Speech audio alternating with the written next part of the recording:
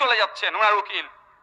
আজকে পশ্চিম বাংলায় অভিষেক বাবুর মতো এত তো ভাই ভাইপো আছে, ভাইজি আছে, তাদের কথা ভেবে একবারের জন্য তো দিদিমণি সুপ্রিম কোর্টে গিয়ে সিএ এর বিরুদ্ধে কেস করলেন না? তো মাথায় ঢুকানোর চেষ্টা করুন। 2004-05 কথা বলছি। ডেপুটি স্পিকারের মুখে কে কাগজ ছুঁড়েছিল? ডেপুটি স্পিকারের মুখে কে কাগজ ছুঁড়েছিল? আর কাগজে কি ছিল? ওই দাবিটা ছিল আপনারা 2011 সালের আগে যখন ভোট দিতেন না তৃণমূলকে, তৃণমূলের চোখে আপনারা ছিলেন ঘুষপেটিয়া, তৃণমূলের চোখে আপনারা ছিলেন তখন বাংলাদেশি বা ভিন্ন দেশ থেকে এসেছিলেন। সেই জন্য স্পিকারকে কাগজ ছুঁড়ে মেরে, এক প্রকার ছুঁড়ে মেরে মারার চেষ্টা করেছিল, কারণ যে সিএ করতে হবে যিনি, আর তিনি আজকে ভদ্র সেজে, তিনি আজকে সাধু সেজে আপনাকে বলছে আমার বুকের ওপর দিয়ে সিএ হবে। বাইনারির পলিটিক্স করছে, তো ভয় পেয়ে যাবেন।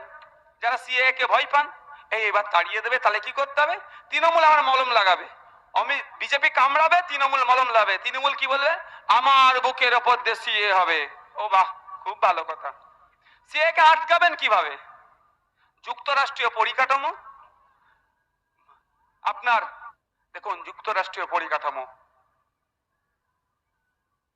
যদি সিএ কে আটকাতে চান তাহলে সুপ্রিম কোর্টে যাক না, উনি সুপ্রিম কোর্টে যাচ্ছেন না। সময় শেষের দিকে আপনাদের কথা কাছে বলবো, ওই কাকে কান নিয়ে চলে গেছে এ কথাই কেউ প্রশ্রয় না দিয়ে আগে কানটা দেখুন। যারা সিএ কে নিয়ে ভয় পান তাদের কথা বলছি। আচ্ছা, সিএ কোন পেতে, কোন ধারাতে, সিএ যে আইনের কোন উপধারাতে আছে বলুন তো ভারতীয় মুসলিমকে তাড়িয়ে দেবে? আগে মুসলমানদের কথা বলি, মুসলমান একটু ভয় পাচ্ছে, আগে বলুন আমাকে কোন আইনে আছে? সিএ এর আইনটা হয়তো অনেকে পড়েছেন যে ভারতীয় মুসলিমকে তাড়িয়ে দেবে, কোন জায়গায় লেখা আছে? এই কেউ যদি পড়ে থাকে, যদি ওইটা পড়ে থাকে আমাকে বলুন, আমি তাহলে আমার বক্তব্য রেকটিফাই করে নেবো। তাহলে আমাকে ভয় দেখাচ্ছে কেন? ওই বললাম একজনকে দিয়ে কামড়াবে আর ওরা এসে মলম লাগাবে। এই অমিত শাহজি বলে গেল সিএ লাগু হবে, সিএ লাগু হবে বললো, কিছুদিনের সন্ধ্যের পর থেকে দেখবেন টিভিতে ডিবেট হবে, তৃণমূলের নেতারা বসে বলবে আমরা লাগু হতে দেব না। আর আমরা কি ভাববো? এই তৃণমূলই হয়তো আমাদেরকে আটকাবে। কিন্তু এই তৃণমূলের নেত্রী 2004-05 দিকে সিএ এর জন্য চিৎকার করছিল। একটু ভাবুন, চোখ কান খোলা রাখুন। আর অন্যথায় কি হবে? শুধু ভোটই দেওয়া হবে, ভোটই দেওয়া হবে, ভোটই দেওয়া হবে।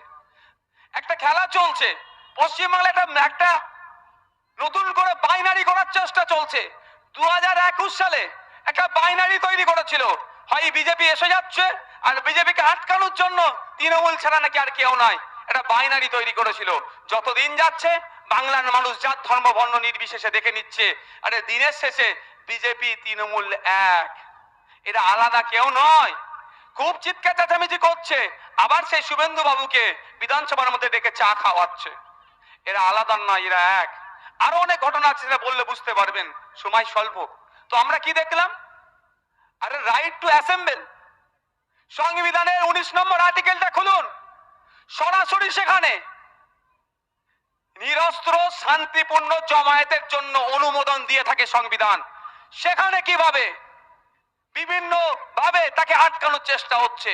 ওরা জানে যে কোর্টে যাবে, কোর্টে গিয়ে হারবো, সিঙ্গেল বেঞ্চে যখন হেরেছে জানে ডিভিশন বেঞ্চে গেলে হারবো, তারপরও গেল কেন? বাইনারি তৈরি করছে।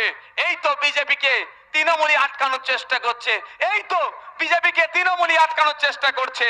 এই একটা বিজেপি তৃণমূলের বাইনারি করার চেষ্টা করছে। তার ফলে কি ওটাকে অ্যাড করিয়ে দিল।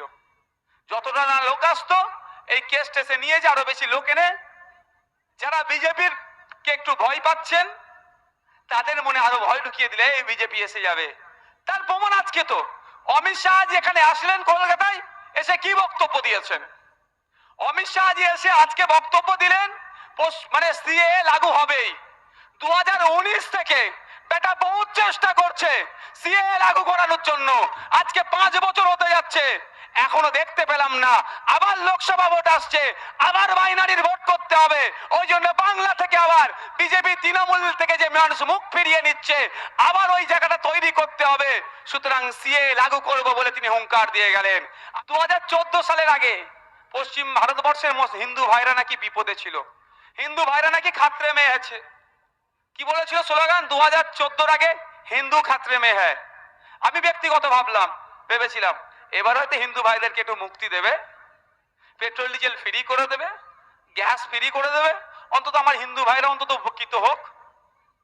দেখলাম কি 2023-এ 1200 টাকার কাছাকাছি, 1000 টাকার উপরে আমার হিন্দু ভাইকেও গ্যাস কিনতে হচ্ছে, বাকি ধর্মের মানুষকেও গ্যাস কিনতে হচ্ছে।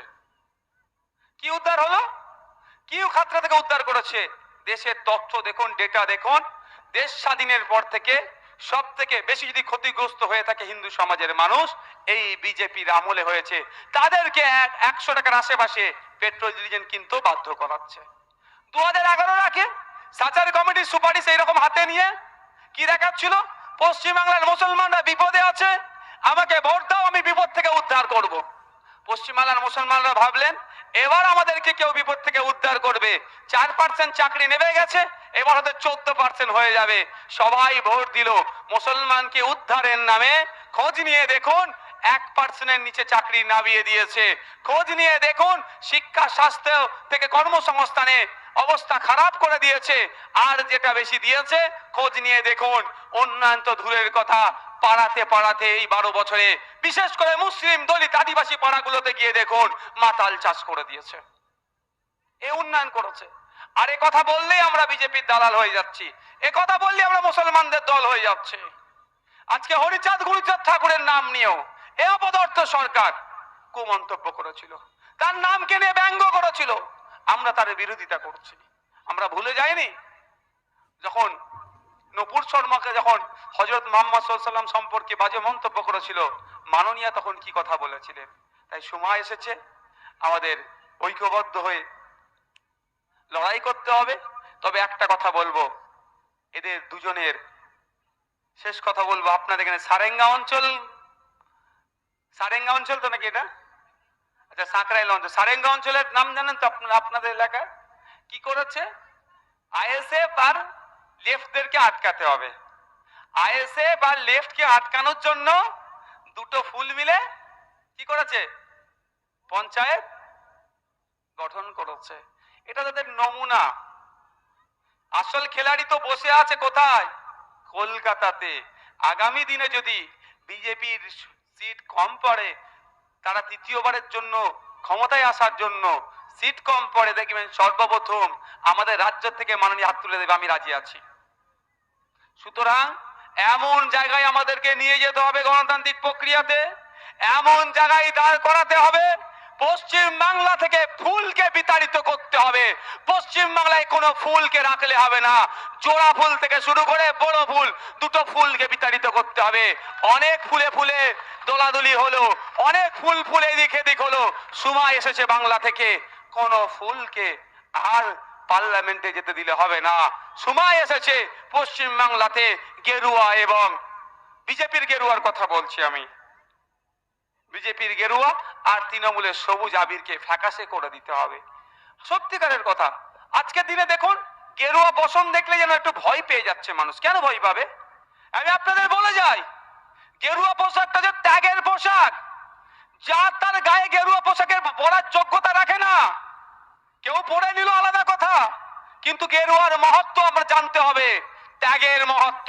তাই আপনাদের বলে দেব, গেরুয়াকে যদি বিচার করতে চান, গেরুয়া বসনকে যদি বিচার করতে চান, উত্তরপ্রদেশের মুখ্যমন্ত্রীকে দেখে বিচার করবেন না, স্বামীজিকে দেখে বিচার করুন। স্বামীজির গেরুয়াকে নিয়ে আলোচনা করুন, স্বামীজির গেরুয়াকে অধ্যয়ন করুন। তাহলে স্বামীজির গেরুয়াকে অধ্যয়ন করলেই প্রকৃত গেরুয়ার কি হওয়া দরকার সেটা আপনারা জানতে পারবেন। দাড়ি টুপি নিয়ে একটা সময় মানুষের আশ্রয়স্থল ছিল। হাজী সাহেব একটা সময় মানুষের বিশ্বাস আস্থার জায়গা ছিল। আজকে অমুক হাজী সাহেব মঞ্চে উঠে সে সব থেকে বেশি বদনামি করছে, সে দাড়ি টুপি রেখে সব থেকে বেশি সমাজে খারাপ কাজ করছে। তাই আপনাদের বলবো, দাড়ি টুপি ওই নওশাদ সিদ্দিকীর বা ওই হাজির দেখে বিচার করবেন না। ইসলাম সম্পর্কে, দাড়ি টুপি সম্পর্কে যদি বিশ্লেষণ করতে চান, হযরত মুহাম্মদ সাল্লাল্লাহু আলাইহি ওয়াসাল্লামকে দেখে বিশ্লেষণ করুন। কারণ তিনি শিক্ষা দিয়ে গিয়েছিলেন, সমাজের কাছে শিক্ষা দিয়ে গিয়েছিলেন। তার শিষ্যরা তাকে একদা প্রশ্ন করছিল যে ইসলামের মধ্যে সর্বোত্তম কাজ কি? তিনি বলেছিলেন ক্ষুধার্তকে খাদ্য দান করো। তিনি একবারের জন্য শিক্ষা দেয়নি, এ ভেদাভেদের কথা বলেনি যে তুমি মুসলমানকে খাবার দেবে, হিন্দুকে দেবে না, তুমি মুসলমানকে খাবার দেবে, অন্য ধর্মের মানুষকে খাবার দেবে না। তিনি উত্তর দিয়েছেন যে ক্ষুধার্ত, যার খাদ্যের প্রয়োজন আছে তাকে খাবার দাও। ইন্ডিয়ান সেকুলার ফ্রন্ট আজকে রাজনীতির ময়দানে এসেছে ওই ক্ষুধার্তের মুখে